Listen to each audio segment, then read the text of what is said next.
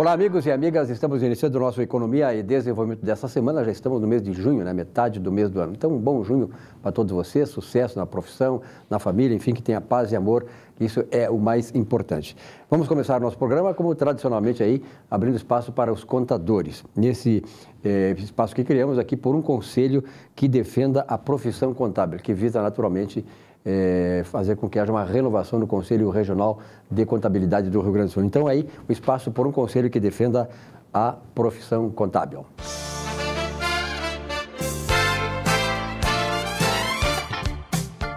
Muito bem, o nosso programa Economia e Desenvolvimento está recebendo aqui um pessoal que integra por um conselho que defende a profissão contábil. E é um movimento interessante aí que envolve o Conselho Regional de Contabilidade do Rio Grande do Sul. Hamilton Machado, muito obrigado pela tua presença. Cristiano Buchora, Fábio Lunardelli e Beth Reis. O pessoal 4 aqui que vai conversar comigo a respeito desses propósitos, né? Desse movimento que está tentando aí mudar a cara do Conselho Regional de Contabilidade, que tem uma cara já muito velha, eu que acompanho muito esse movimento, e é preciso realmente renovar. Então, eu quero dar parabéns a vocês, né, que estão neste movimento. E, Cristiano, quais são os principais passos para fazer com que o Conselho seja aquele conselho do sonho de cada contador? Silvio, eu gostaria de te agradecer o espaço aqui, gostaria de saudar os nossos colegas contadores e respondendo à tua pergunta. Hoje nós precisamos de mudança, a gente tem um conselho omisso. Nós viemos aqui, estamos nos propondo a mudar e trazer uma nova cara ao conselho, mas não porque nós queremos estar inseridos. Não. É porque, na verdade, nós contadores, estamos muito insatisfeitos com o que hoje é apresentado pelo Conselho. Hoje nós temos, na verdade, um Conselho que cobra anuidades e não faz muito pelo contador. Nós gostaríamos de trazer assim, uma proposta de criação de uma comissão permanente para a defesa das prerrogativas contábeis, que hoje, na verdade, a gente tem muitas comissões que na verdade, são comissões de estudo e eu acho que são muito bem elaboradas, mas a gente precisa de mais. O contador hoje ele se sente desamparado. A gente não tem efetivamente uma defesa institucional da nossa profissão. A gente tem um conselho que arrecada bastante e propõe pouco para os profissionais. Os profissionais estão carentes, todos estão, na verdade, insatisfeitos e bastante insatisfeitos com o que é apresentado hoje. Então, Silvio, a gente gostaria de propor assim que nós tenhamos um conselho forte, que brigue, lute, que ele consiga intervir, entendeu, na contabilidade, que ele proteja os contadores de leigos, que ele faça aquilo que se propõe a contabilidade e o conselho, que a sua função, na verdade, é proteger a profissão. E a gente não vê isso acontecendo. Então, nós estamos querendo que isso mude. E não é de hoje, a gente precisa que isso mude para que as novas gerações consigam, na verdade, ter aquele velho sentimento que nós tínhamos anos atrás. Faz 73 anos que a nossa profissão foi regulamentada. E de lá para cá, a gente vê que muito pouco se foi feito. E nós temos, na verdade, um conselho com muitos profissionais que são muito qualificados. E a gente não vê isso sendo aplicado na prática, Silvio. Cristiano, na verdade, assim, por exemplo, a gente tive uma experiência, ano passado, de uma eleição presidencial. Quer dizer, nós sabemos que a sociedade, a civilização toda, ela se formou e se aperfeiçoou através de reformas ou de revoluções. E sempre é difícil tu quebrar paradigmas. Me parece, né, Hamilton, que vocês estão tentando quebrar esse paradigma que está fazendo com que o Conselho deixe de ser aquilo que vocês gostariam que fosse para o profissional. Quero cumprimentar, em primeiro lugar, o Silvio pelo espaço que nos cedeu. Quero cumprimentar o meu colega Cristiano, o Fábio e a Beth que nos acompanham nesse programa. Nós entendemos que a profissão contábil precisa urgente estar integrada no meio político, que nós gostaríamos que fosse criada uma comissão dentro do Conselho que brigasse junto às instituições governamentais. Fosse mais protagonista, né? Mais protagonista, porque nós temos que debater tudo aquilo que interessa à nossa profissão dentro da Assembleia Legislativa, dentro da Câmara dos Deputados, do Congresso Nacional, nós temos que estar permanentemente, tudo aquilo que envolve a profissão contábil, ter o contador como protagonista. Perfeito. E espaços que vocês estão pensando, como é que você... Porque, na verdade, é o seguinte, né? Eu sou economista também como jornalista, e normalmente esses conselhos, eles acabam se perpetuando exatamente pelos esquemas que são formados, né? Pela tradição, pelo modelo que mesmo que esteja exaurido, ele se mantém, porque as pessoas não despertam para uma nova mudança, para uma mudança que possa realmente ser efetivada. Quais são as condições que vocês estão atuando para que esse paradigma seja quebrado? Então, Silvio, na verdade, neste momento é um momento de renovação de 1/3. Vão ser inseridos novos conselheiros ou vão permanecer os conselheiros da gestão atual. Entretanto, a gente pensa que se não houver uma oposição, não adianta os colegas ficarem murmurando e sempre reclamando. Porque o que acontece? A gente escuta muito dos colegas uma resignação. Porque a gente tem um conselho que não nos protege, que não fiscaliza os leigos, mas sim fiscaliza os profissionais habilitados regulares. Tá? A gente tem um conselho que não defende nossas prerrogativas. Tá? Não que a gente vá misturar isso com a questão do sindicato, não, mas o conselho, ele tem que ser forte. Vocês são órfãos do conselho, então? A gente é muito bem colocado, a gente é órfão, na verdade, das defesas. A gente espera mais do conselho, todo contador espera. O conselho, quando se faz algum questionamento, ele vai nos responder com um clichê. Isso não é prerrogativa do conselho.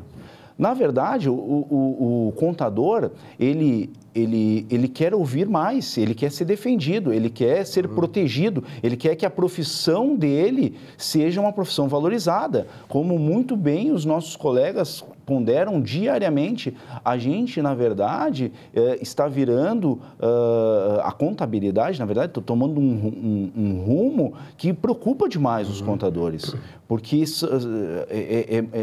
o governo está espremendo, na verdade, os empresários e espreme os contadores. Isso não é contabilidade. Na verdade, a gente está tornando a classe contábil preenchedores de guias e cumpridor de obrigações do Estado. E aqui nós temos exemplos, eu sempre cito o seguinte, pela minha trajetória como economista e jornalista, muitos anos, 40 anos da profissão, aqui nós temos a classe médica, que é muito bem defendida, né? A classe de odontólogos é muito bem defendida, quer dizer, os conselhos dessas profissões, eles agem realmente no mercado, eles atuam em favor do profissional. Quer dizer, esse seria um modelo para vocês? Perfeito, Silvio. Esses são modelos que devem ser seguidos. A gente vê que, por mais que existam defeitos nesses conselhos, sempre vai existir, mas são conselhos que se preocupam em quê? Em defender o campo de atuação. A instituição se preocupa com isso. É o campo de atuação. Eles não deixam aquilo ser adentrado por leigos. O nosso simplesmente não fiscaliza os leigos, fiscaliza os habilitados. Ou seja, não que esteja errado, os habilitados devem ser fiscalizados também, mas ele tem que se ter uma ênfase maior com os leigos e com a profissão. Hoje o Conselho ele tem recursos bastante suficientes para que ele possa implementar novas medidas e criar uma comissão de defesa. Eu acho que é um diálogo que tem que ser iniciado, assim como as outras propostas dos nossos colegas. Não que a gente seja dono da verdade, mas eu acredito, muito bem como tu falou, a gente está vivendo um modelo de mudança. O Brasil tem mudado. O mundo todo está mudando. Exatamente. E a nossa profissão não é diferente. Os contadores querem mudança. Bom, certamente esse vai ser o primeiro de um longo processo que nós vamos ter aqui com o pessoal desse espaço por um conselho que defenda a profissão contábil. Vocês terem alguma coisa mais para arrematar a entrevista de hoje? Com certeza absoluta. Nós também gostaria de criar em prol a profissão contábil, né? Porque o Conselho defende a profissão e o sindicato defende o profissional da contabilidade. Então, que o Conselho possa criar um organismo de governança e compliance, né? Para que a gente consiga cuidar das normas e também da ética dentro da profissão. Esse é um assunto extraordinário, essa questão da ética. Nós estamos realmente num processo de mudança no mundo todo, né?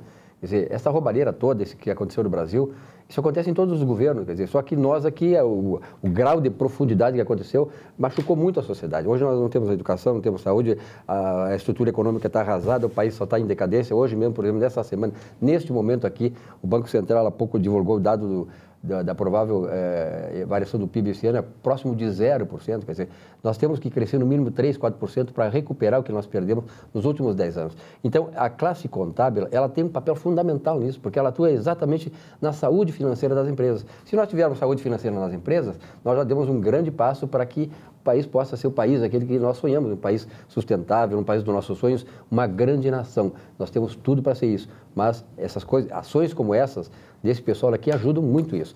Alguma coisa mais, meu mestre?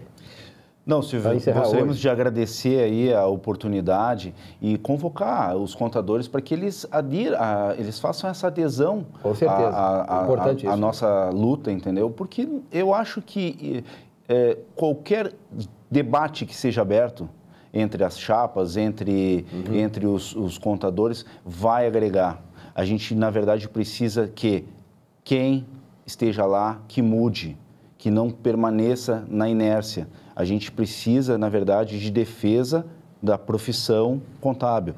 Para atuar numa nova frequência, uma frequência mais alta. Perfeito, Silvio. Então, tá. Muito obrigado pela presença de vocês, o Hamilton Machado, Cristiano Bujara, Fábio Leonardelli e a Beth Reis. Beth, obrigado pela tua presença aqui também, tá? Uma representante feminina, né? Quero comentar, sim, a grande satisfação de estar aqui presente junto com os colegas, né? E, sem dúvida, eu quero alertar a todos para que haja mudança. Nós estamos fazendo esse movimento para que haja mudança. E tem que partir de todos nós essa consciência de que realmente nós precisamos mudar. E esse é o momento. Nós precisamos estar interagindo em toda a sociedade. Nós somos responsáveis por tudo que está acontecendo na sociedade. Nós que vamos gerir a resposta, que seria as estatísticas, nós vamos dar para os nossos clientes o caminho a seguir. Perfeito. Então, nós precisamos estar preparados. Com certeza. Precisamos ter um conselho que realmente leve avante a classe contábil. Muito obrigado, gente. A mudança é agora e vamos, através desse movimento, chegar lá. Conto com vocês. Da oportunidade, Fábio, um recadinho final, Fábio. Eu gostaria de agradecer a oportunidade que estamos presentes aqui. E convoco a todos os contadores, técnicos que se movam-se, né, nesse movimento para a valorização da classe contábil. Conto com todos. Então tá, um grande abraço para vocês, sucesso, né? Que sucesso deles será o sucesso da classe contábil aqui do Rio Grande do Sul. Um abraço para vocês e até outro dia, né? Muito obrigado. Okay, novamente. Obrigado. Esse espaço chamado Por um Conselho que Defenda a Profissão Contábil.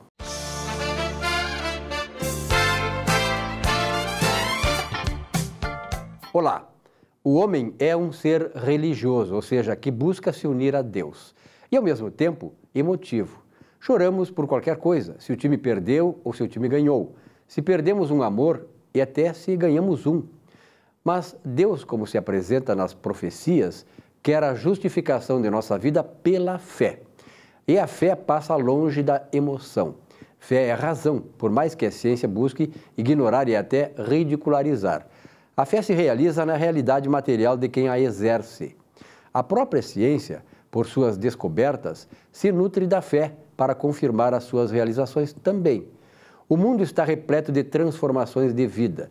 Todo dia o milagre da transformação alcança milhões dos que aceitam o desafio da fé para ganhar as graças divinas. Sua vida tem jeito. Use o poder da fé e acredite que tudo será alcançado. O seu sonho realizado. Boa semana.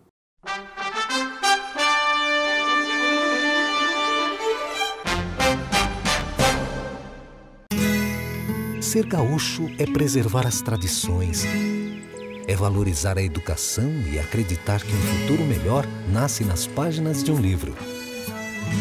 É nossa tradição trabalhar duro, temos orgulho do suor que escorre do rosto. Ele reconforta a alma e sedimenta uma vida digna. É nossa tradição valorizar o passado para desenvolver o futuro. CMPC Celulose Rio Grandense. Desenvolvimento é a nossa tradição.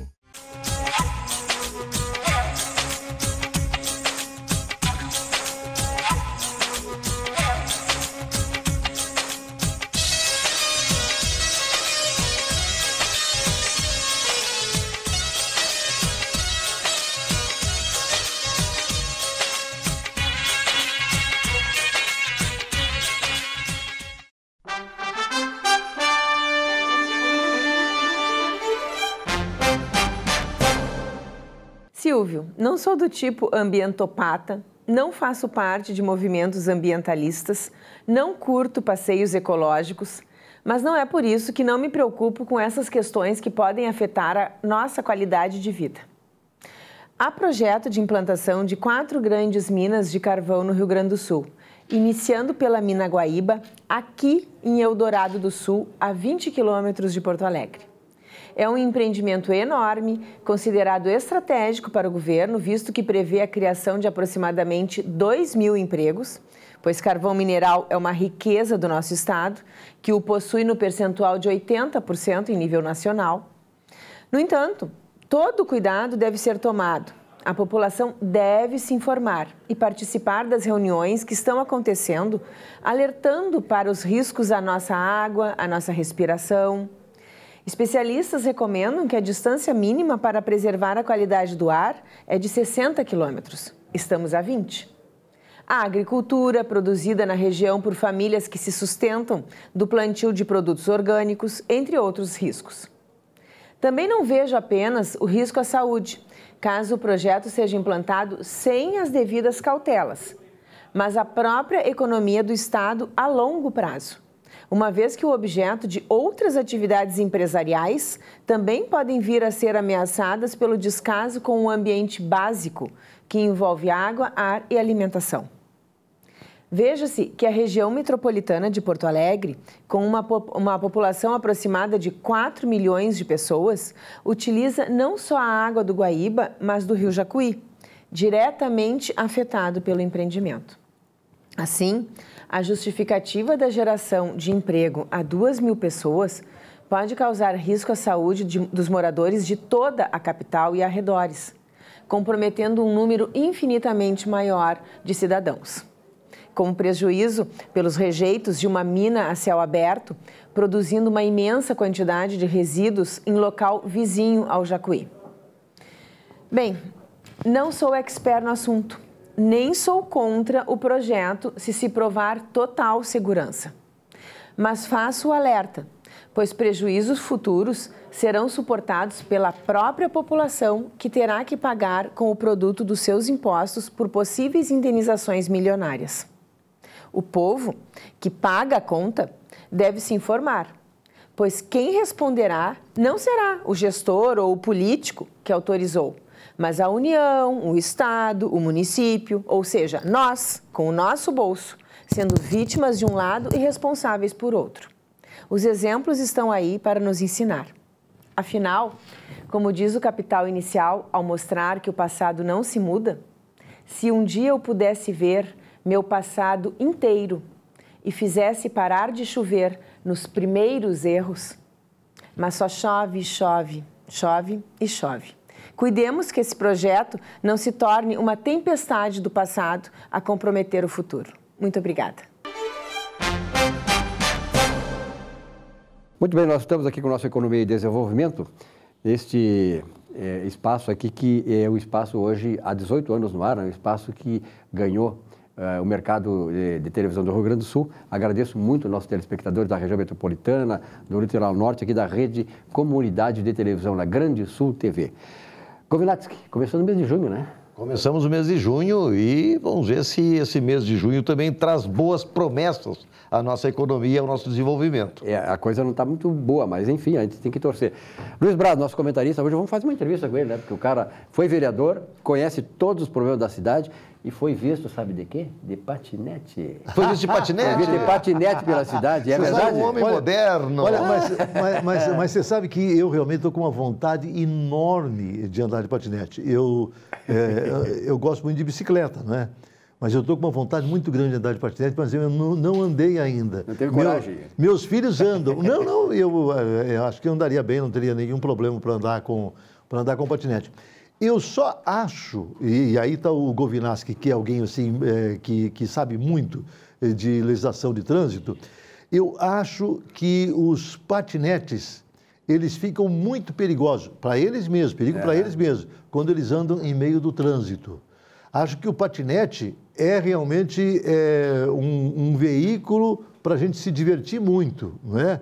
Mas ele não pode se transformar num veículo para que as pessoas possam, de repente, fazer o que quiserem com ele, não é? Lá em São Paulo tem uma regulamentação, não é, governador? Já estão com regulamentações.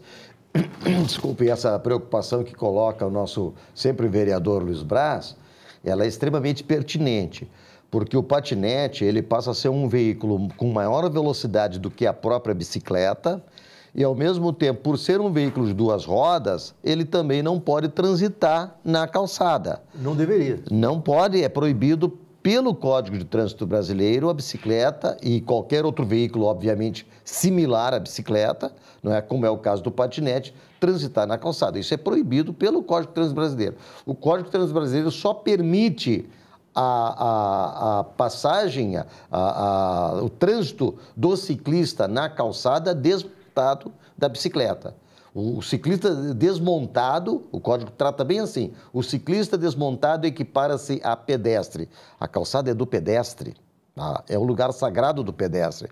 Então, de fato, há um conflito muito grande, vereador, no sentido de que o patinete está trazendo riscos grandes à incolumidade das pessoas. E é bom dizer o seguinte, assim, olha, como é legislação federal, o município, no meu entender, não tem como fazer os regramentos. O regramento, ele tem que ser geral. Eu não sei como São Paulo, de repente, fez lá o seu próprio regramento, estabelecendo uma legislação para São Paulo. Sim. Se nós pegamos a Constituição, as legislações ligadas ao trânsito, praticamente a maioria das legislações, elas são, na verdade, federais. Não é? Os municípios...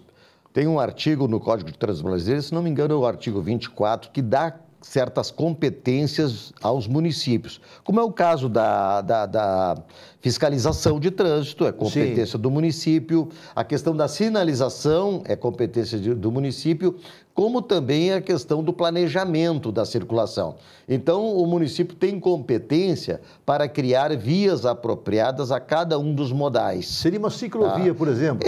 Uma patinete via, uma ciclovia, algo assim. Mas, de fato, o município ele tem limitações de competência. O grande problema que se põe para a regulamentação é a questão do controle. Para haver controle, tem que haver uma sinalização, um emplacamento do veículo, para que esse veículo possa ser, então, fiscalizado e, eventualmente, multado. Porque essa multa, vereador, ela vai para o sistema do Detran, que é um sistema único, todas vão para lá, e lá existem os cadastros. Então, para o próprio Código de Trânsito e as próprias resoluções do CONTRAN, elas têm normas com dados obrigatórios, sob pena de nulidade, daquele auto de infração. Eu acho que o município de Porto Alegre está demorando muito. Por exemplo, lá em São Paulo, já colocaram, por exemplo, velocidade máxima 20 km por hora. É competência do município. É competência. Aí sim, não tá, ele não podia, vamos dizer assim, aumentar lá para mais de 100 e... Exatamente. Né? Agora, ele pode, por exemplo, limitar em 20. Exatamente. Né? Eu acho que aqui também deveria imediatamente surgir uma legislação nesse sentido. Concordo. Sabe? Não é? Fazendo com que também os patinetes aqui não pudessem ir a mais de 20. Exatamente. E, aliás, não só patinetes, né? Bicicletas também, se nós pegarmos ali a Orla do Guaíba, que eu gosto muito de ir lá, eu gosto de caminhar, não é? Eu vejo na Orla, por exemplo, bicicletas andando, às vezes, em alta velocidade nos passeios, colocando em risco os pedestres que estão caminhando. E a própria vida deles, né? Como tu fala, a própria vida deles, não é?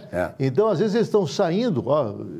Eu, por exemplo, particularmente, independente da legislação, eu não tenho nada que a bicicleta, para poder sair lá do trânsito, que é pesado, principalmente no período da tarde, final de tarde, não é? Que ela possa vir calmamente, sabe, andando ali, sabe, no passeio, para poder sair dali, para poder ir embora. Agora, de repente, o cara imprimir uma velocidade alta, ele coloca em risco crianças, idosos, né? Mais idosos que eu, não é? Mas pessoas que não têm, assim, a mobilidade suficiente para poder sair da frente da bicicleta, não é? Exatamente. E isso acontece muito. E é bom que o telespectador entenda que nós não somos contra, né, Silvio, a essas situações. Nós somos favoráveis. Nós somos favoráveis, mas... Segurança. Exatamente, segurança, regramento. Na época que eu estive na IPTC, como diretor de trânsito e circulação, foi feita uma consulta, não é? Uma consulta para saber, foi 2005 a 2008 que eu estive lá, foram 3 anos e meio, e se fez uma consulta para saber qual era o interesse e qual era, digamos assim, a expectativa do uso da bicicleta. Porque se via já naquela época, inclusive comparativamente, como exemplo de países como a própria Holanda, não é? Precursora e hoje é que mais uso tem da bicicleta como meio de transporte. E se fez essa consulta, né, para justamente nortear as ciclovias. Né? Então, claro, na época, sim, não houve tanto interesse, mas se sabia que haveria interesse. Então, o que acontece hoje? Hoje nós temos aí já um plano cicloviário, que é para ser, na verdade, um plano cicloviário integrado com os outros modais de transporte, principalmente com o transporte coletivo de massa, né, para o uso da bicicleta. Agora, nós temos que realmente ter regra, nós não podemos ter, num parque como a Redenção, que eu costumo caminhar bastante na Redenção, a gente sendo atropelado por bicicletas, por patinetes, e temos que pensar não só na questão do pedestre, como nós, que ainda temos uma boa agilidade, ainda estamos no auge da nossa juventude, né? Mas acontece, né? Mas e as crianças? Estamos na faixa, aquela ainda aceitável. Mas as crianças e as senhoras, idosas ou grávidas. Não, e se você pegar a legislação de São Paulo, o tráfego é até 20, tem que usar capacete, não é? E eu vejo aqui, por exemplo, muita gente, pais levando crianças, sabe, no patinete. Olha, é bonito. Agora acontece o seguinte, se acontecer uma queda sem o capacete, e aqui ninguém anda de capacete, né? Quando anda de patinete, não anda de capacete. Se acontecer uma queda, pode acontecer ali um acidente grave, não é? Com certeza. E é tudo que nós não queremos. Bom, esses assuntos aqui nós vamos começar a aumentar em termos de frequência aqui no programa, porque nós estamos num ano pré-eleitoral, né? Eu vejo, por exemplo, na cidade assim que já está uma movimentação para tapar os buracos da cidade, que é uma coisa importante. Mas esses assuntos nós vamos tratar nos próximos programas, aqui com o Brás, que foi vereador, certamente será nosso vereador também, e um camarada que, né, Governador, conhece, assim como tu conhece o trânsito, né, o Brás conhece os problemas da cidade. Eu acho que depois do Dib, que foi um vereador que eu acho que quase 50 anos o Dib ficou, né? O Dib é o cara que conhecia a cidade, todas as ruas da cidade. O Dib ficou, na verdade, durante... Uns 10 mandatos, eu acho que ele ficou, né? Uns 10 mandatos. 40 anos. E o Dib foi secretário de obras e foi prefeito. Isso. Né? E foi exatamente. Agora é o seguinte, sabe por que eu não fui nunca nada disso? Meu partido sempre foi de oposição. Eu gosto de ser de oposição, entendeu? Porque é uma maneira de você... Está mais liberado para cobrar as coisas. Estar no legislativo fazendo cobranças. Com certeza. Não é? É uma função realmente muito importante, não é? Mas que as pessoas, às vezes, elas não sabem fazer isso. Agora, mas tem uma coisa, tem que saber fazer oposição também, né? Quando está na oposição, quer que o executivo não faça nada, não é? Mas quer impedir que o executivo faça. O Luiz Braz sempre fez uma oposição branda, com conhecimento de causa, exercendo o papel que é um dos papéis importantes, mais importantes, acredito, que fazer a legislação é fazer a fiscalização do executivo. Com certeza. Com certeza, governador. Com certeza. Obrigado pela presença, então. Obrigado. Nessa entrevista hoje, né? Olha, para mim, que prazer estar ao lado do Govinaski e aqui contigo, Silvio. Sempre é um prazer muito grande para a gente. Conversando sobre problemas da cidade. Eu estou aqui em nome de Zafari Bourbon, onde economizar é comprar bem. Tá certo. Eu também vou no Zafari sempre, né? Bom, rápido intervalo, já voltamos com nossa economia e desenvolvimento.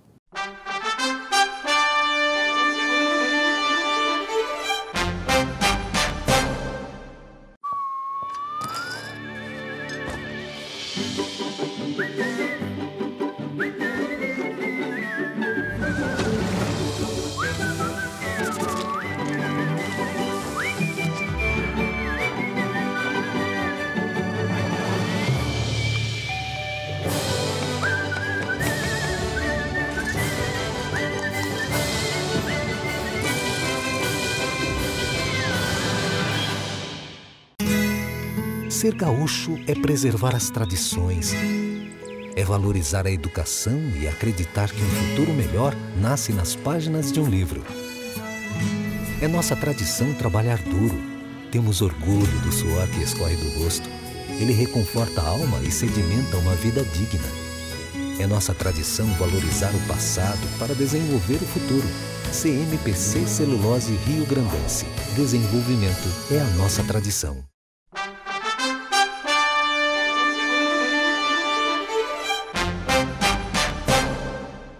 Olá, esse é o espaço destinado à educação corporativa, treinamento, capacitação profissional. Quando desenvolvemos as pessoas, crescemos juntos. O título do tema de hoje é em inglês, Dress Code. Na minha melhor tradução é o Código da Vestimenta no Trabalho. Busquei isso em uma reportagem que li neste mês. E o que significa isso? São regras ou novas normas com relação ao guarda-roupa corporativo. Mas o que é isso? É uma nova forma de se vestir no ambiente de trabalho. E daí? É uma mudança de hábito no vestuário do mundo corporativo que vem sendo praticada nesses últimos tempos. E como é que funciona isso? Vou dar um exemplo, tipo, o terno e a gravata para os homens e o taier e o salto alto para as mulheres, entenderam? Pois é, esse vestuário vem aos poucos se juntando a outros estilos de vestuário no mercado de trabalho para uma mesma função ou cargo. Uma quantidade de empresas no mundo corporativo, elas estão assumindo o dress code, ou seja, redefinindo um novo padrão de vestimenta corporativa. Estão aceitando, permitindo e concordando que os profissionais possam assumir cada um o seu estilo de vestir dentro das empresas, inicialmente com bom senso. E quando isso começou? Foi na virada do século XXI. Como é que foi isso? Funcionários da Google e da Amazon se vestiam com calça jeans e com camisetas no ambiente de trabalho. Lembra o estilo do Steve Jobs? Pois é, ele ajudou a quebrar o padrão corporativo de vestimenta no trabalho.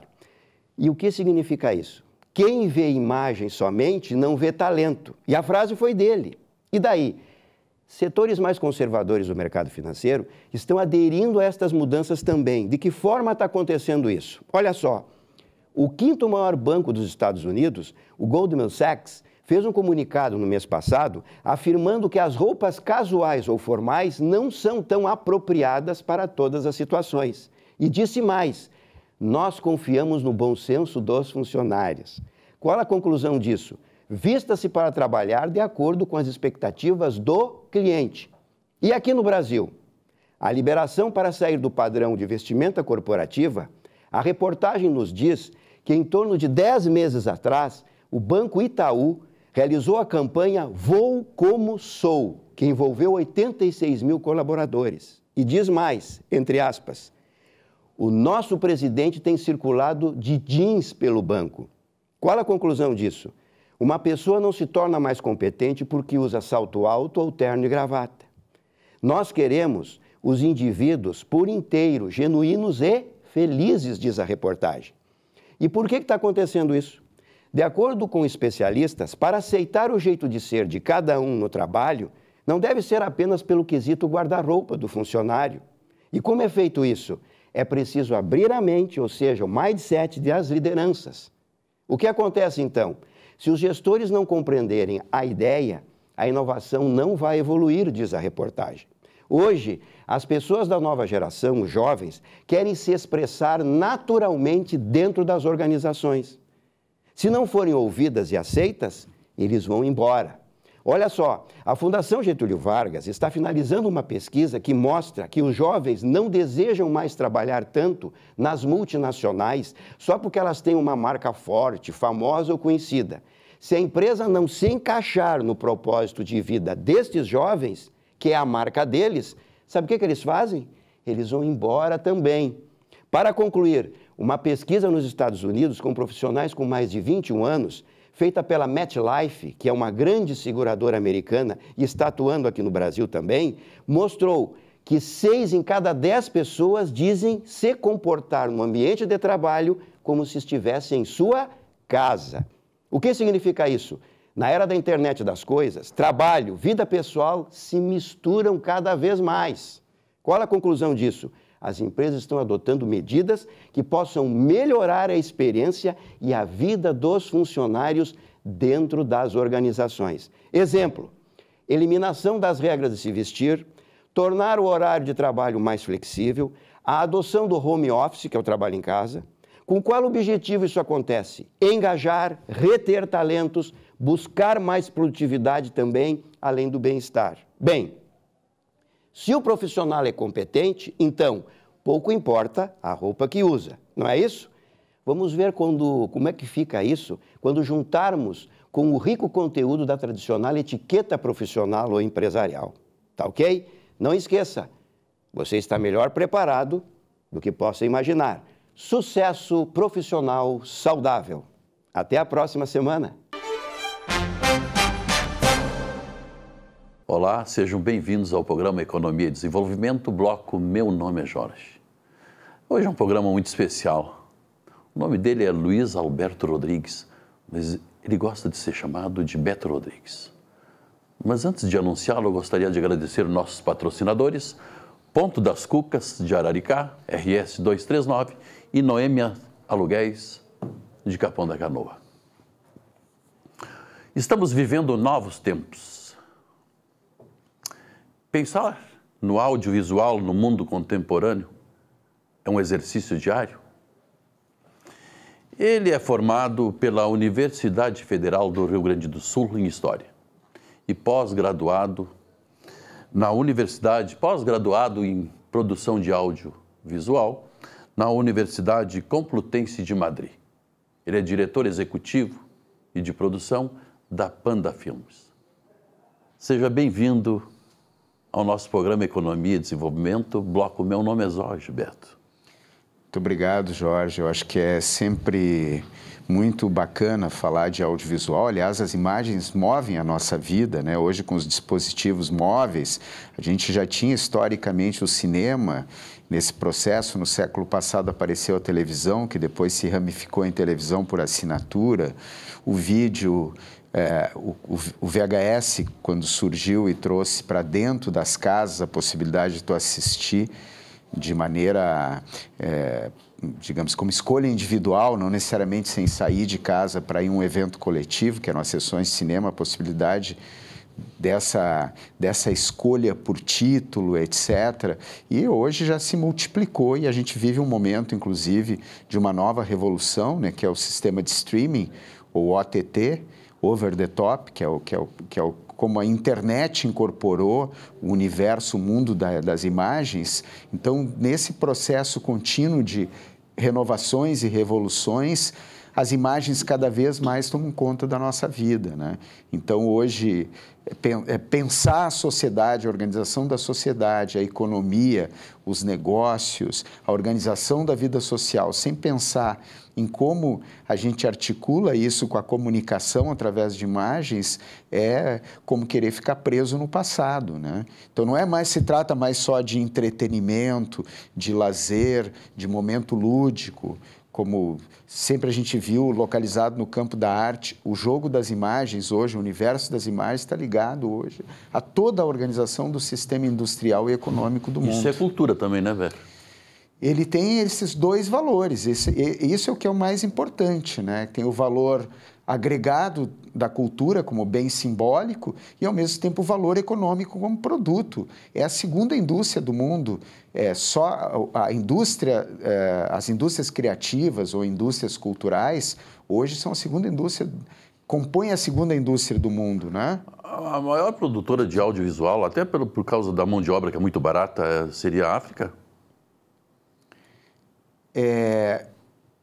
Hoje, a produção de imagens continua, em sua grande maioria, nos Estados Unidos, né?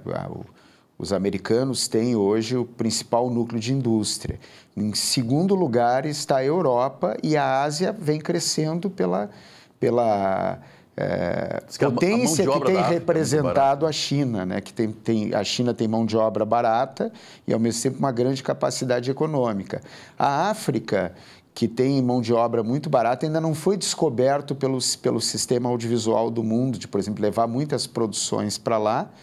formar mão de obra e criar uma indústria, exceto a Nigéria, né? A Nigéria hoje é um dos grandes produtores mundiais de vídeo, cinema, séries.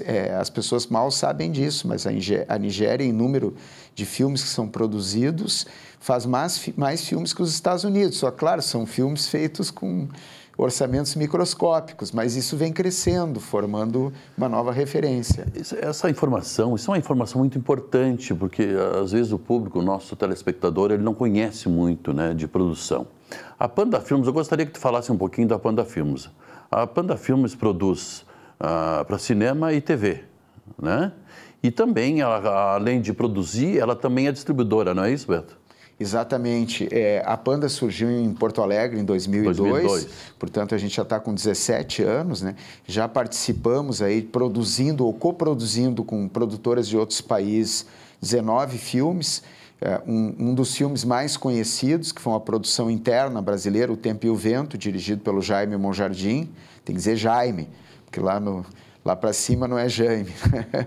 E que depois foi para a Globo em 3 episódios como microsérie, né? Então esse foi talvez o filme mais visível que a gente coproduziu e estivemos envolvidos aqui durante 1 ano e meio com esse projeto entre 2011 e 2012, mas a gente tem coproduzido muito com outros países, com a Argentina, a Espanha. Produzimos, que foi lançado ano passado, um filme chamado, por exemplo, Comboio de Sal e Açúcar, que foi uma coprodução com França, Portugal, África do Sul e Moçambique, que a gente rodou na África. Então, esse mundo de composição de esforços entre produtoras de vários estados e países é o que compõe o perfil da Panda, né? E, claro, a gente tem produzido para televisão também, a gente tem apostado em séries e minisséries, a gente vai lançar 2 ou 3 proximamente. Foi um sucesso agora, né, o Presídio, né? Essa produção da Panda Filmes. A minha sócia, Tatiana Sager, dirigiu um longa-metragem chamado Central, que é a primeira vez que é contado de forma pensada, estruturada, a história do Presídio Central, e foi um sucesso. Teve um grande público, foi premiado, inclusive, em 3 países. Beto, também gostaria de aproveitar a oportunidade para informar o nosso público que estarei lançando o livro Sentimentos, agora na Feira do Livro de Porto Alegre. Mas o meu carro-chefe, o meu nome é Jorge, gostaria que tu mostrasse. E ele está com a tua produtora, com a Panda Filmes, em pré-produção. Poderia falar rapidamente, assim, um breve introito sobre o docudrama que estamos produzindo?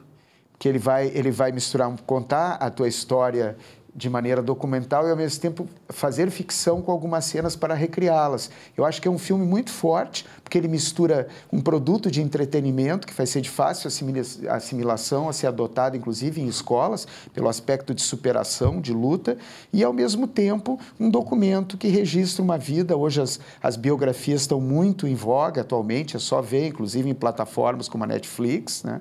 Então, eu acho que a gente pode produzir um belíssimo filme aí que eu acredito vai ser adotado em centenas de escolas, não só no Rio Grande do Sul. Beto, queria agradecer muito a tua presença, enriqueceu muito o nosso programa, viu? E queria também deixar uma mensagem aqui para as famílias, para os pais, e dizer que os filhos que ajudam nos afazeres domésticos, com certeza, terão mais sucesso. E, principalmente, os filhos que ouvem os pais sofrem menos. Obrigado pela audiência de vocês e até o nosso próximo programa.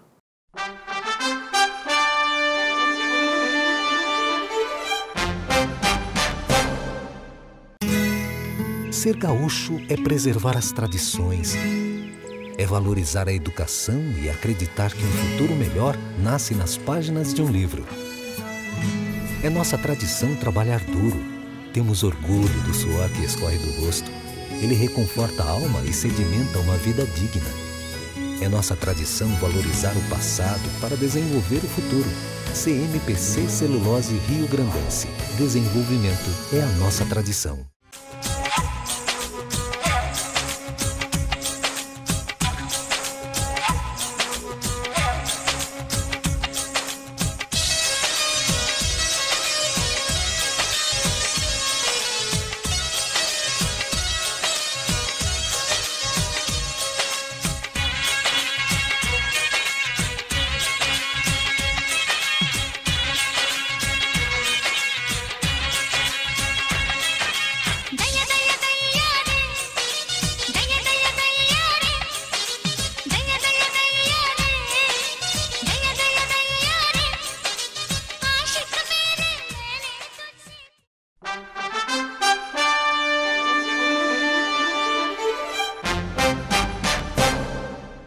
Olá, meus amigos e amigas, telespectadores do programa Economia e Desenvolvimento.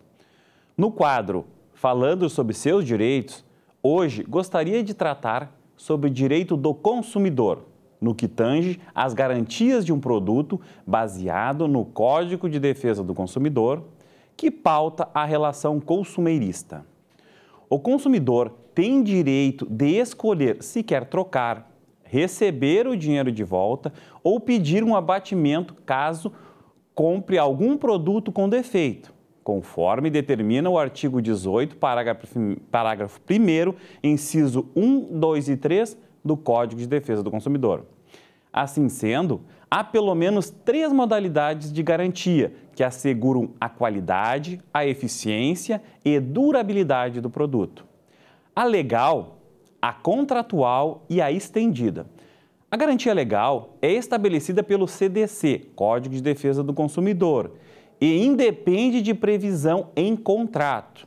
A lei já garante, assim, que você tem 30 dias para reclamar de problemas com o produto se ele for não durável, um alimento, por exemplo, ou 90 dias se for durável, uma máquina de lavar. O prazo começa a contar a partir do recebimento do produto. No entanto, no caso de um vício oculto, aquele defeito que só se mostra depois de um certo tempo de uso do produto, o prazo da garantia legal começa a contar a partir do momento que esse defeito é constatado. Depois, a garantia contratual é a que o fabricante ou fornecedor acrescenta seu produto de livre e espontânea vontade, ou seja, nem todo item terá esse tipo de seguro. Sua vigência começa a partir da data da emissão da nota fiscal, com o prazo e condições impostas pela empresa. Normalmente é estabelecido no termo de garantia. O Código de Defesa do Consumidor dispõe que a garantia contratual é complementar à legal. Desse modo, fique atento para os prazos de garantia contratual, pois para os produtos duráveis, eletrodomésticos, etc., geralmente é de 9 meses ou 1 ano.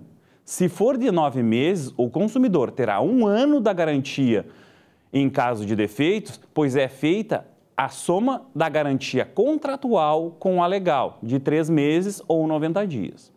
Já a garantia estendida, normalmente fornecida pelas lojas, com termos como supergarantia, é contratada à parte. Normalmente é oferecida por uma empresa que não tem relação com o fabricante e se trata de um seguro contra defeitos do produto. Dentro desse tipo de garantia, há ainda 3 modalidades. A original, cuja cobertura é igual ao seguro contratual realizado pelo fabricante, mas você tem algum benefício, por exemplo, a troca imediata desse produto.